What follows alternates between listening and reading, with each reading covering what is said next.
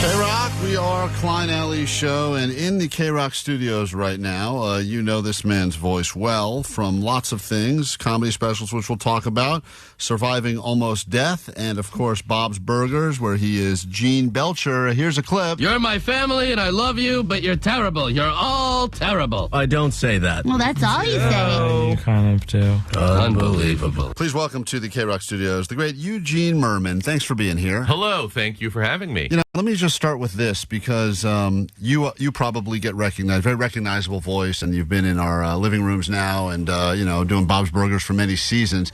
I will occasionally, very rarely, I will have my voice recognized when I'm out ordering a sandwich or something. Usually I'm ordering a sandwich.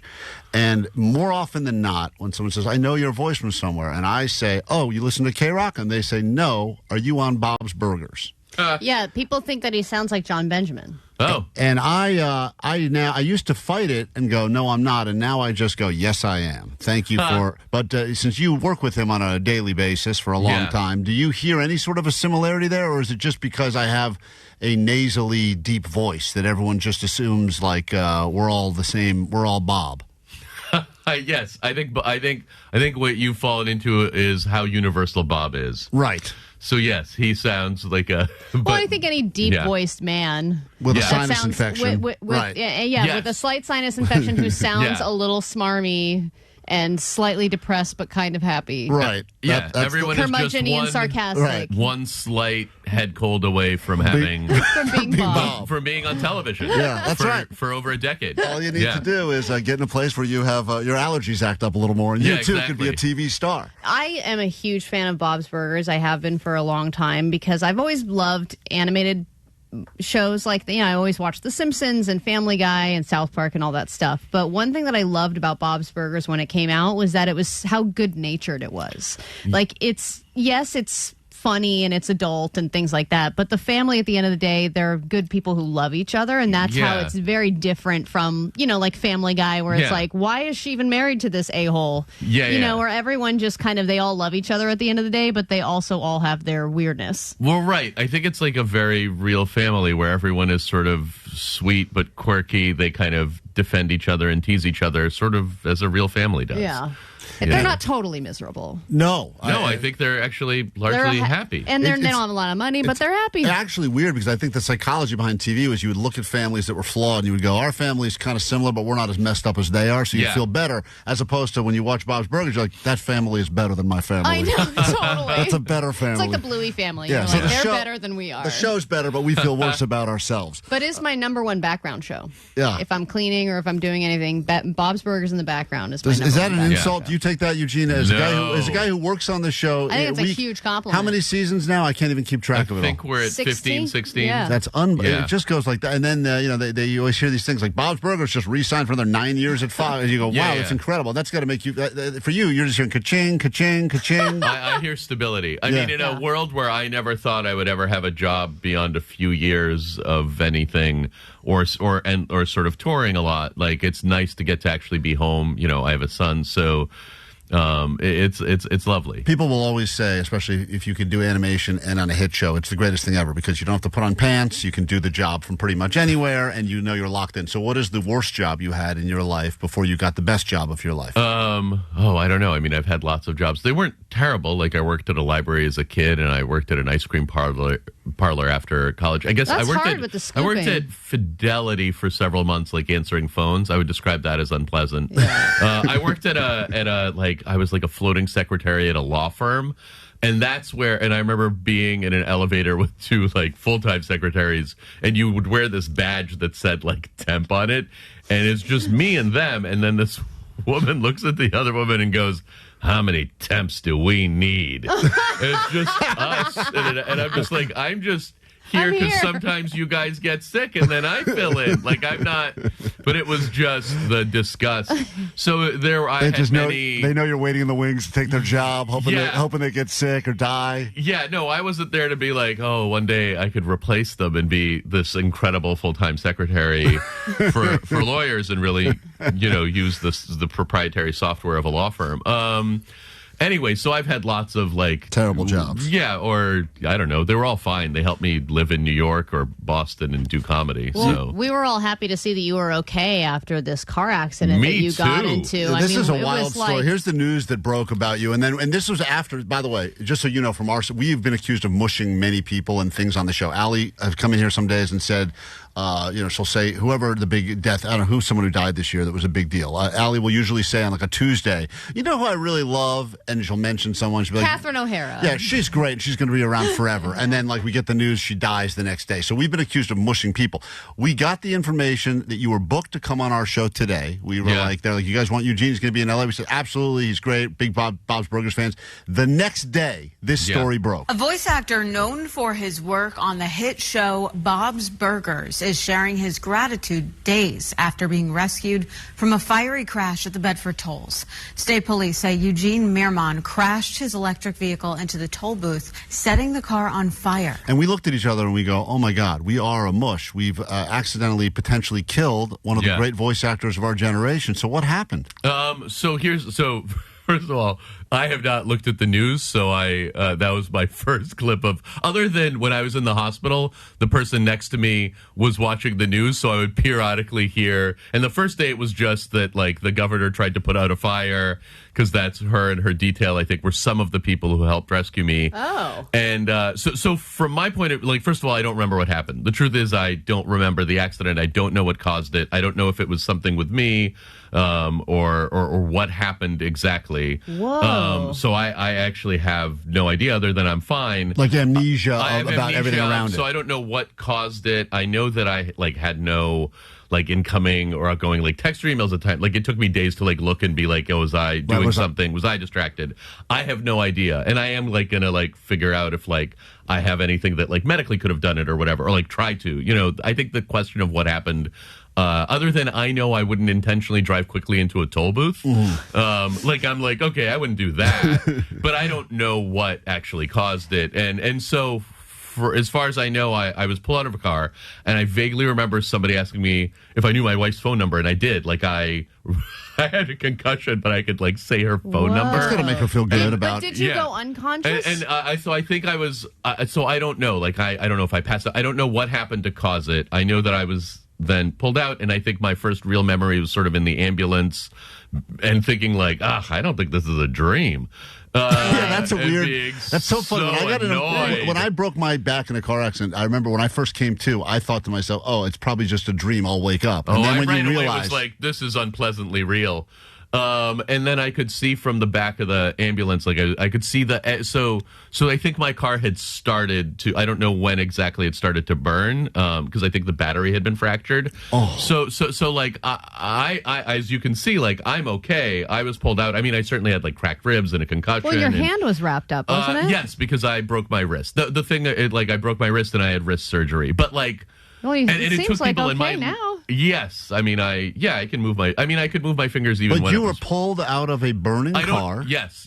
And and really, it's one of those moments, and I don't know if you've even processed this yet. Yeah. But do you look at it and go, that could have very possibly been my last day on planet Earth? Yeah. I am. Yes, I'm much more in a sense focused on how thankful I am for everything and to be here as opposed to the dwelling of that could have been my last day, though I am very aware that could have. And some people thought maybe this was just more promotion for Here Comes Whimsy. And if you want to promote your next comedy special, what better way to get your name out than to crash into a toll booth? It's true that it really, now I can't imagine the YouTube views coming on May 5th. Yeah. Is that why you quote can't remember what happened? All I can remember is when my special premieres. It was going to premiere, I think, the following week, and no surprise, we pushed it. Yeah, so... Is that what you said as you drove into the toll booth? Here comes Whimsy! Yeah, exactly. Yeah. Oh, yeah, and look, I don't remember what happened, and it was slightly tempting to be but what if, the next week I drive into another toll booth? And people be oh my God, this guy! What's with him? But this time it was very slowly. Just for comedy alone, as a fan of comedy, you would think it was the guy crashing into two toll booths. I mean, yeah, then it'd be oh, he's the real toll booth bandit. Yeah, so I genuinely have no recollection. I don't know what happened. Wow. I know that obviously I was saved before the Flames became insane. Like, and I haven't watched like you playing that other than the news reports I kept hearing in the hospital. And it took them a day to realize that it was me in the car because my legal name is different. Doesn't that make you feel good? Like when you are a celebrity, but you're not one of those celebrities that gets stopped everywhere you go, but you have been in some stuff. Doesn't it make you feel good when the news picks up on that? No, I don't want like reporters at my house. No, for vanity, I would love that. Enjoy. I'm driving into a toll booth later today, Ali. I gotta give it a try. Unknown man with a big nose. Hey, how dare you? That's not what I'm saying. Stick around, more Eugene Mirman, and we'll talk comedy special next on KROQ. Klein Alley Show. KROQ. Sublime on KROQ with Klein Alley Show. It's Friday in our studios right now. Eugene Mirman, who you know from Bob's Burgers. He's Gene Belcher and comedy special, which is called Here Comes Whimsy. And it was pushed back to accommodate the fact that he almost died in a fiery car crash, but now he's alive. And so he's here to talk about the comedy album. And we will give all the details about that as well. And I know other people wanted to share their near-death stories with you, too. But I don't know if that's one of those things where you feel like you need to be in a support group with other people that are like, I almost died as well. A lot of people claim I almost died, and then they have stories like, Ali, you said the other day you got out of your car on the left side with traffic and a truck drove by you so quickly it almost took you right out. If I had not looked ahead of time, if I had taken one more step, I would have gotten hit by a big van. No, but that's not really an almost, like what happened to But those Eugene, are just daily almost. You get pulled it's out not of a like fiery... I was on the brink of Yeah, death. and I don't know how, like, I think it was somewhat fiery at the time I was pulled out. And then all the footage is, you know, hours after. And like, yeah, given time, it'll really burn. Yeah. So, like, I think you're seeing, like, the most on fire a car. Like, I remember it being on fire when the ambulance was pulling away, but it was like part of it, like one side, the sort of passenger side. And the bit of information we got during the song, which was hilarious, is that was actually not even it was a loaner car. It was a loaner, yeah. Yeah, oh, no- yeah, if no you're going to do insurance. this, use a loaner. Right. No, No, don't we all destroy those loaners, don't we? Yeah, you don't want to burn your own car. I think about it every time I have a rental. I go, I'm going to drive the wrong way over the spike strips and I bring it back. But then when they give you your old car back, are you like, I'm good? Yes, I'm figuring it all out. But yeah. So let's talk for a second about this. Is the 6th stand-up special. Here Comes Whimsy, and you were long before Bob's Burgers, been doing stand-up for a long time. Yeah. Do you ever feel that I've nothing left now? It's 6th, I feel like it's a lot. That's a lot of specials. Well, I think it's my 6th album, and then probably 4th special or something. Yeah, I don't know. No, I mean, I haven't put out a special in 10 years, so I... wow, yeah. that's a long time. Yeah. I mean, there was a pandemic, and then I was married before, and my wife was she had cancer. So I had like a lot of funny things stuff. going on. Real funny stuff. Your life is hilarious. That's what I tell people. I guess your choice is comedy or suicide at this Great point, right? material. Yes, hey, look, sometimes you need a little whimsy. So my special is mostly sort of like silly and whimsical.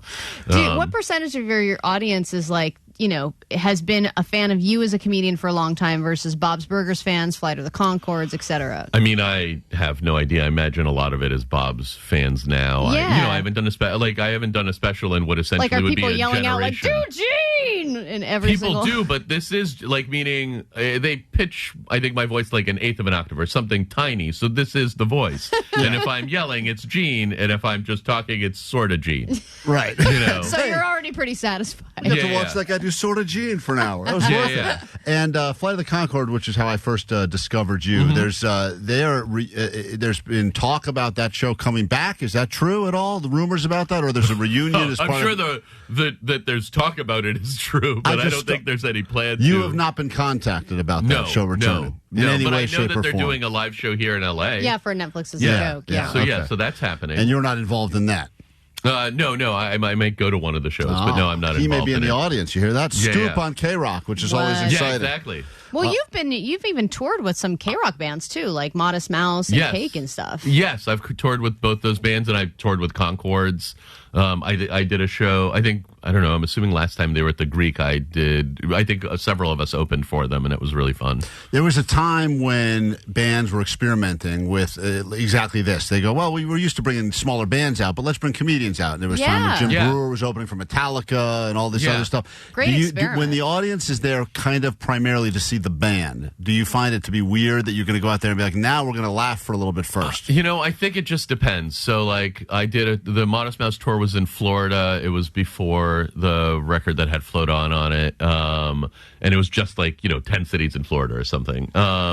Cake was emceeing the Unlimited Sunshine tour. It was really fun. I mean, now I mostly, like I did a tour, years ago now with Andrew Bird, and his audience was just really great. Like, it was just such a lovely fit. I've now toured more recently with like Robin Hitchcock. We've done shows together, and I think it's a really good fit. So I think, when I was starting out, you sort of like whatever work is work. Like, you kind of do it and you try it. And, with some bands, it's like half the shows work out great, and then half are like, people are like, why are you just talking? But often it's, you try to match it to work out well. And so now I mostly do it with like friends where it really makes sense to be on the bill together. You're from the East Coast, you live on the East Coast, but you're here visiting LA. Are there food spots that people have told you to hit up? Specifically burger. People are asking on the text line. A lot of people are saying, where would Gene Belcher say the best burger would be in LA when in LA? Gene Belcher doesn't know. And I don't know. Sorry, what I mean is I don't know. You have no. Almost Gene doesn't know and Gene doesn't know. Yeah, it's true. It's like, well, definitely an 11-year-old from somewhere on the East Coast has no idea, but then it turns out a 51-year-old also doesn't. Has no idea. That's what they have in common. But you guys tell me. I'm open. You should go downstairs to the. I know. Well, you have to get In and Out if you've never had it. I have, but In and Out was great. But you're not allowed in the drive-through because of your history of driving through stuff. So that's sadly. It's not made of a bunch of toll booths. You're going to have to go into that it. Famously attacked me. That's going to be my story. I'll be like, I saw the toll booth jump. I was mobbed. I have amnesia, except for the last thing I remember was a toll booth moving 2.5 inches towards me. On Cinco de Mayo, May 5th, YouTube. You can check out Here Comes Whimsy, the comedy special, also available on Veeps. So check it out there. And thank you so much for stopping by to hang with us. Thank you for living. Thank you for not dying. You're very welcome. Hopefully, Allie's dream is to show up as a background character on Bob's Burgers. So if you need anyone in the background yelling a noise, Allie, do some of those impressions you do. You do a lot of voice stuff. What? Do that thing you do. Just do an impression? Yeah, do one of those racist ones you do. Omar, play the clips of Allie doing her racist voices. Allie does it. I'll send you. All right. Hold on, play it again for Eugene. You gotta get Bojangles. That's just an impression of a guy in the country who loves Bojangles. Okay. Shoe shine? Yeah. That's not. Don't play those. Please don't embarrass me. I'll pass it on. I'll send you my reel. Okay, I don't know if you know. I don't really cast the show. No. Yeah, I know. KROQ. Klein Alley Show. Mornings on KROQ. Yeah! KROQ.